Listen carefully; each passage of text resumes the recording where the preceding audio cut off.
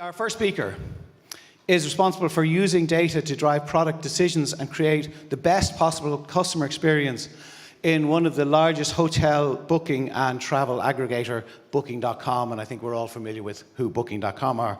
So data is her game, and the data analysis and algorithms developed by Booking.com drive sales and bookings of 1.4 million rooms per day across the globe, whether it's on the website or the apps. So originally from India, Shalini spent 12 years in Singapore, 3 years in the US, and then started her next part of the journey in Booking.com in Amsterdam after that. So she's just come in from Amsterdam yesterday, so please welcome Shalini Sukumar to the stage. She is product owner of the data science in the Booking.com, and her talk is on personalization and experimentation in Booking.com. So Shalini, oh, there you are. You're very welcome.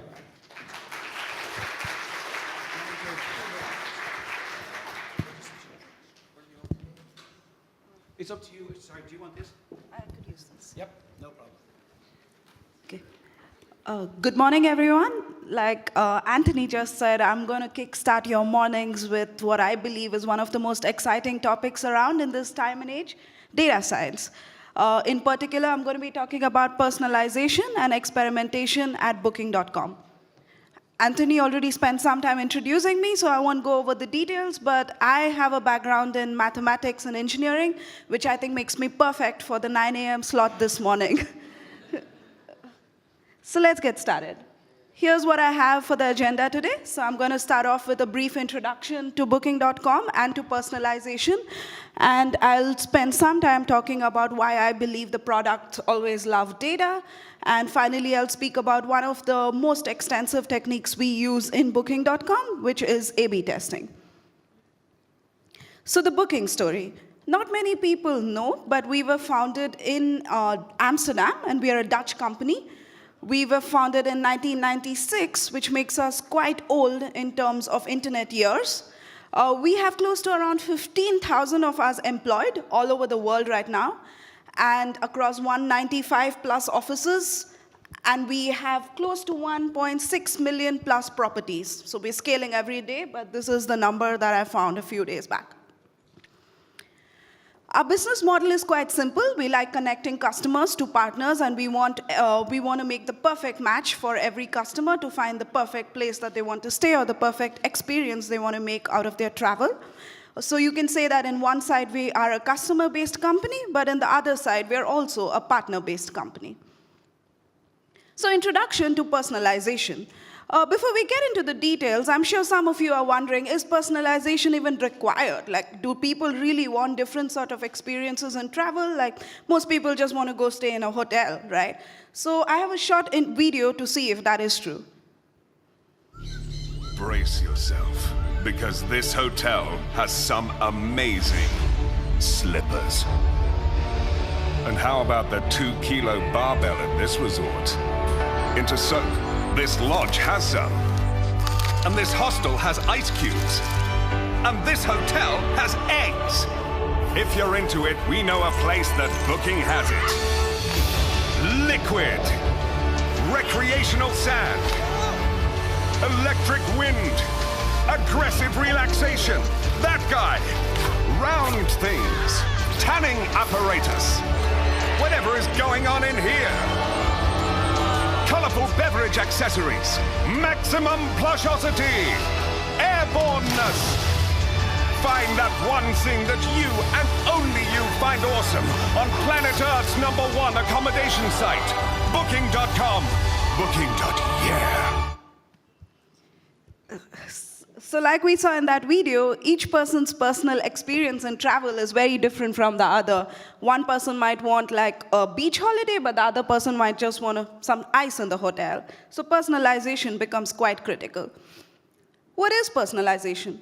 The definition of personalization is meeting the customer's needs more effectively and efficiently by understanding what they need in advance.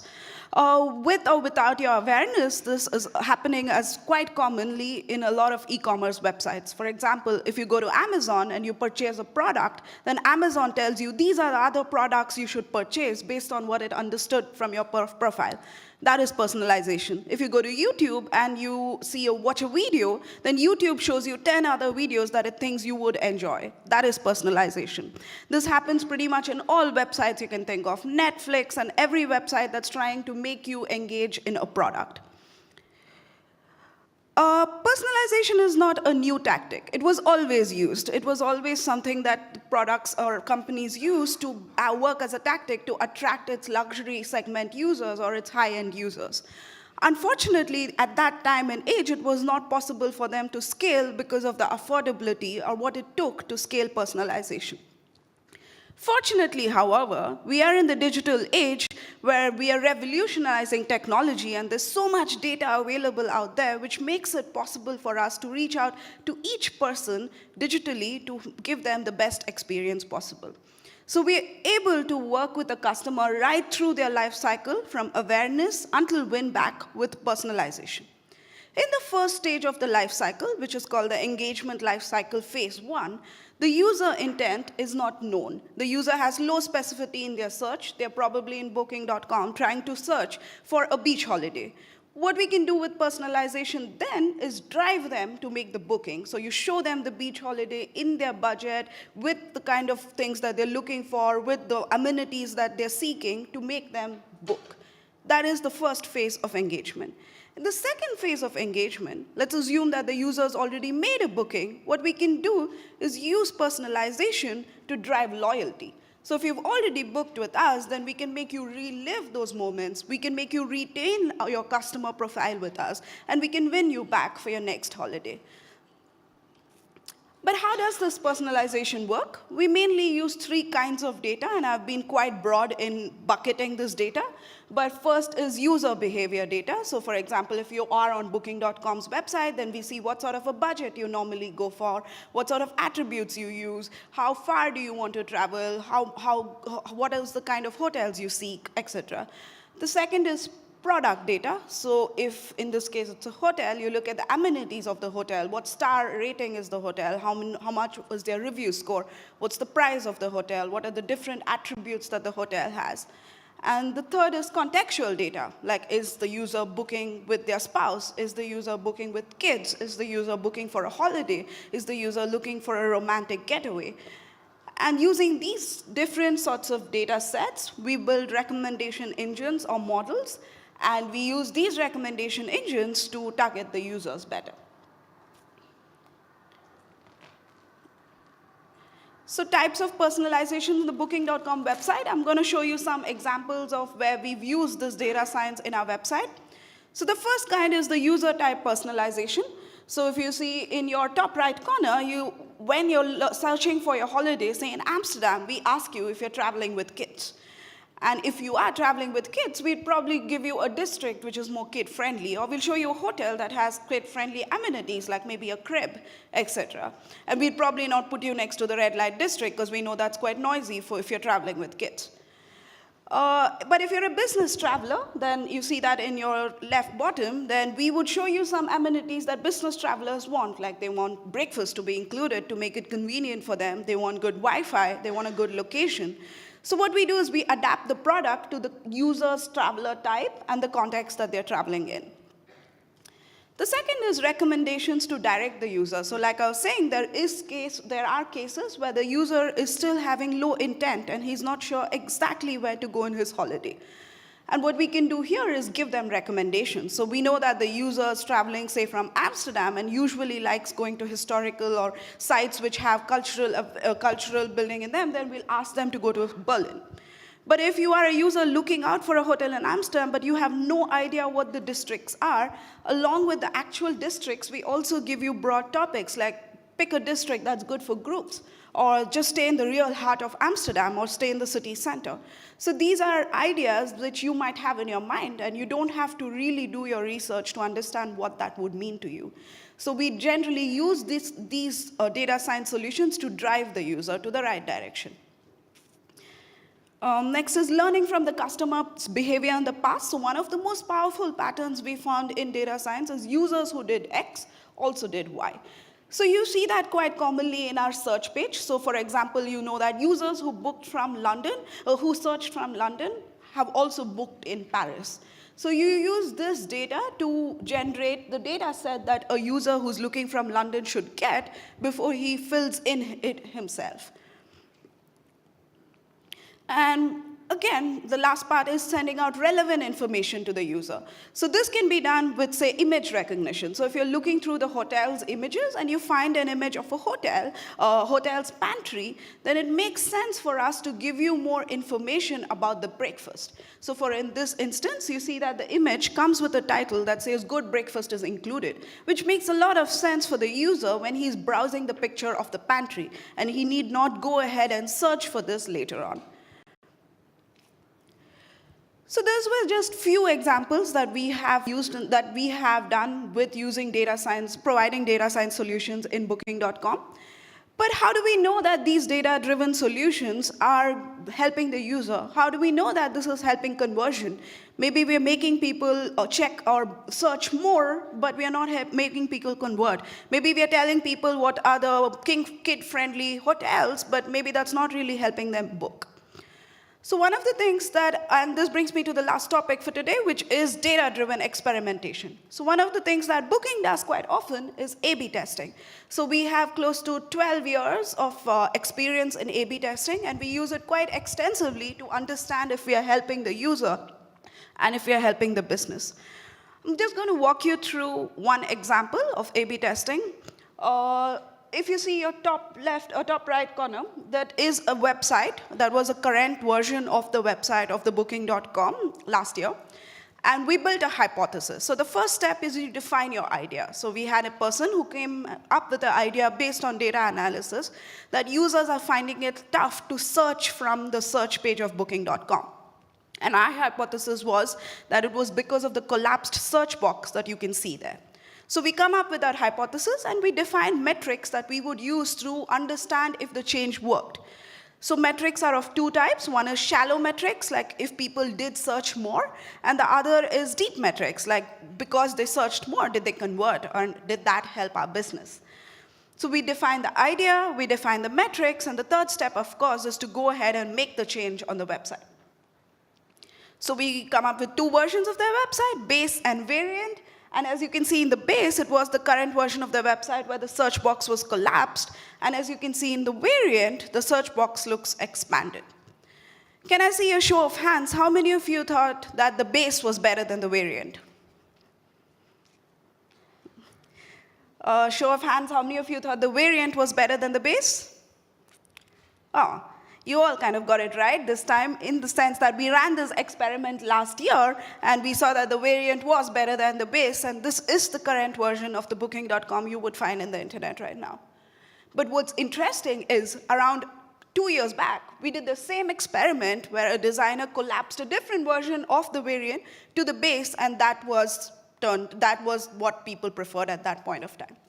So this shows that it's not just important to experiment, but it's important to keep testing your hypothesis and keep validating if it's still true, because with time, user preferences changes. And what experimentation helps you do is helps you put it out there to understand from customers if that's what they seek.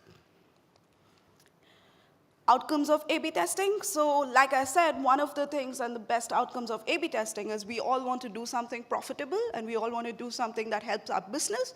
And A/B testing helps us measure if we are doing that.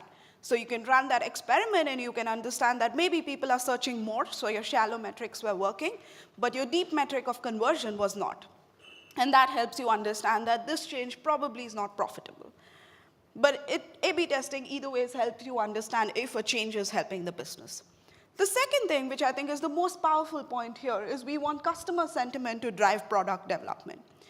So in this case, as you notice, that the only reason the change is now there in the website is because many people like you, when we ran the experiment, showed us that that was their preference. So if you think about it carefully, what this means is that every small change we do in our website is validated by the customers themselves. So the customers every day unconsciously are building up the website for us. And I think that's great because customer sentiment is what we value because they are the ones using our product. And the last one is also quite critical, which is about how we want decisions to be based on fact. And you don't want like a designer to wake up tomorrow morning and say, I think I know best. Or you don't want like a data scientist to walk in and say, I ran a few rows of analysis and I think this is what happens. In this case, what happens is everyone tests and validates their idea, and you know that every decision is made based on facts and based on data that proves them. So key takeaways for today. First one, less is more, address personalization. It's something that we can do right now, and we are all privileged in this time and age to do so. So please work on that for your clients. Second is data drives products. So products and data are a perfect match, and products love data, so make them work together. Test everything. Testing is important. Validation means that you are going on the right track. Question everything. Because what does it mean to do something and then realize that after 2 years it's not valid anymore? So just because you have a result once doesn't mean that this result is here to stay. Data is power, but with a lot of power comes a lot of responsibility. So these are my key takeaways of today. My key takeaways are mostly around testing and around data science, but I know that that is pretty strong a takeaway at 9 a.m. in the morning on a weekday. So I came up with one more, which is based on what I came up with in life: travel, explore, and empower. There have been many places in the world that I've called home over time, and I've also traveled quite a bit in my life. And I think that every time I travel, I learn way more than I do in any other way of life. So I have a short video to speak about that.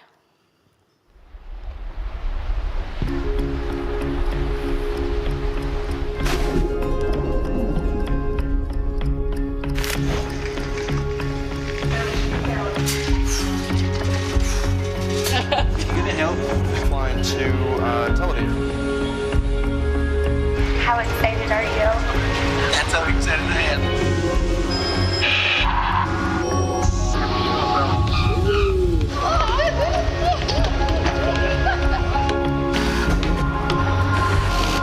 You drive very fast. It's fun. It's kind of scary, but it's fun. Wow. Oh no, I'm good. Don't worry about it. Oh, nee.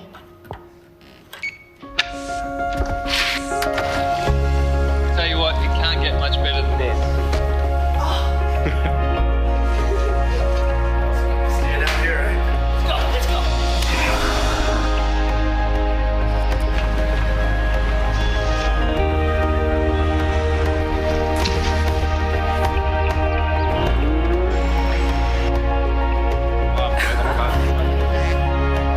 I don't know about this. It's really hot.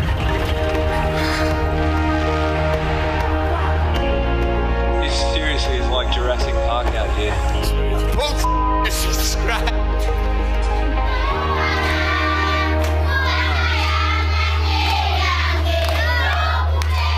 This day just gets better.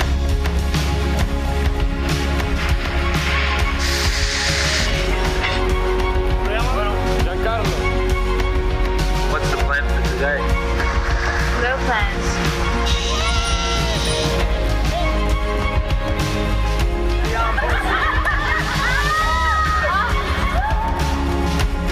I'm afraid of heights, man. I'm afraid of heights. It's pretty crazy, right?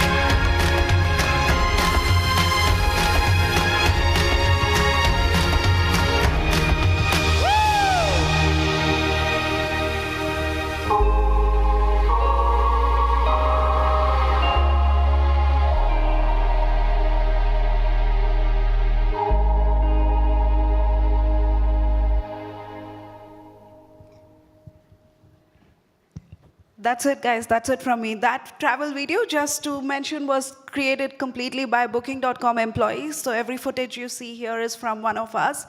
I recommend that you all create your own travel memories. If you have any questions about Booking.com or about my travel journey so far, feel free to reach out to me later. Thank you and have a good day.